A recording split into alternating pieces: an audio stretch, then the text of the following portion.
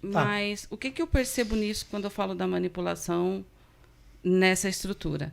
É, é tirar as pessoas de um dogma para colocar em outro. Sim. De uma forma diferenciada, com um nome diferente, com um nome mais bonito, mas que ainda assim a pessoa se leva para um novo comportamento, para uma nova crença, mas sem conhecer o caminho de como ela mesma constrói as próprias crenças. Né?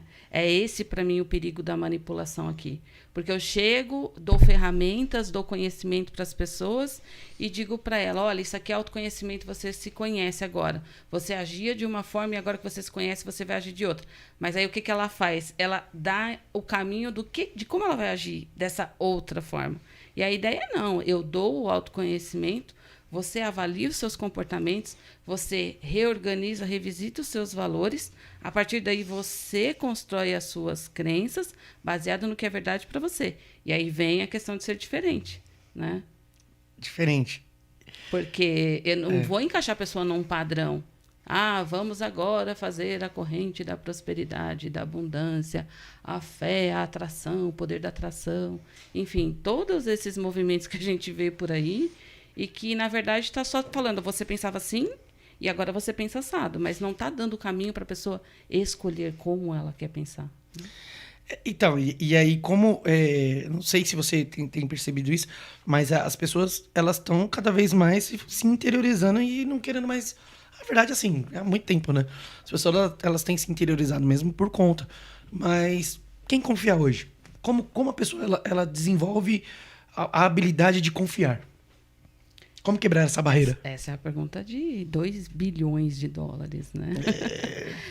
A questão da confiança é quanto mais conhecimento você tem de si mesmo, quanto mais conhecimento você tem de como as coisas acontecem, como é o comportamento das pessoas, como as pessoas agem dentro da realidade dela, você consegue confiar. Mas confiar no quê? O quê? Confiar em si. E porque nós entendemos as pessoas por 3 formas de comunicação. E a maioria, 55% dessa forma de comunicação, ela é pelo seu inconsciente. Então, você entende as pessoas pelo tom de voz, pela frequência do que a pessoa fala, Expressões, sobre né? as expressões, sobre como ela se movimenta, sobre como ela se posiciona. Então, a informação ela vai muito além. Então, quanto maior o seu conhecimento disso, mais você tem a percepção do sentir para saber se você está no caminho certo para confiar ou não. E aí vem a questão da intuição. Quanto mais conhecimento você tem, mais a sua intuição flui e é a sua intuição que vai te dar o poder de confiar. Show. E na questão de intuição, como você identifica essa situação de ser a sua intuição ou se tem uma Então, conveniência nisso? por isso que eu falo, nós trabalhamos sempre o nosso consciente e o nosso Tá. inconsciente. Então, falando dentro da linha, né, da neurociência, que a gente chama de cérebro racional e cérebro intuitivo. Quando eu trabalho conhecimento ao ponto de os meus filtros racionais ficarem menor para eu deixar o meu inconsciente mais aflorado, mais eu trabalho essa intuição. Então, não é algo místico, não é algo espiritual, nem nada. É você quebrar um pouco a barreira para que a informação, quando chegue no seu racional, ela chegue sem os preconceitos daquilo que você já viveu antes. Quanto menos filtro você tiver, mais capacidade você tem de analisar aquela informação dentro daquela realidade do momento.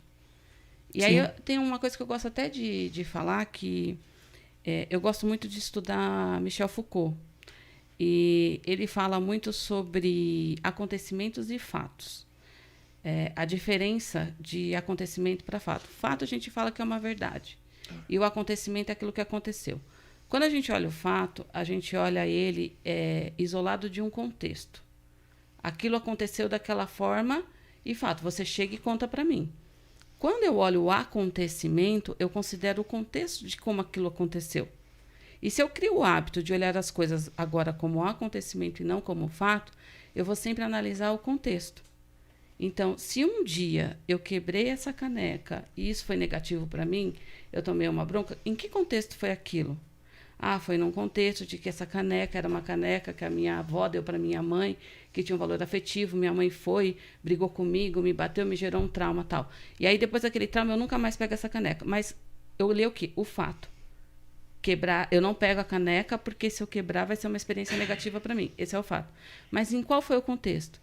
O contexto era que era precioso para minha mãe, que era um presente da minha avó, que não vai ter outra igual. Então, se eu olhar hoje para a mesma experiência, eu olho ela com um novo olhar. E é neste novo olhar que eu vou sentir que eu posso agora fazer diferente. Tá, entendi.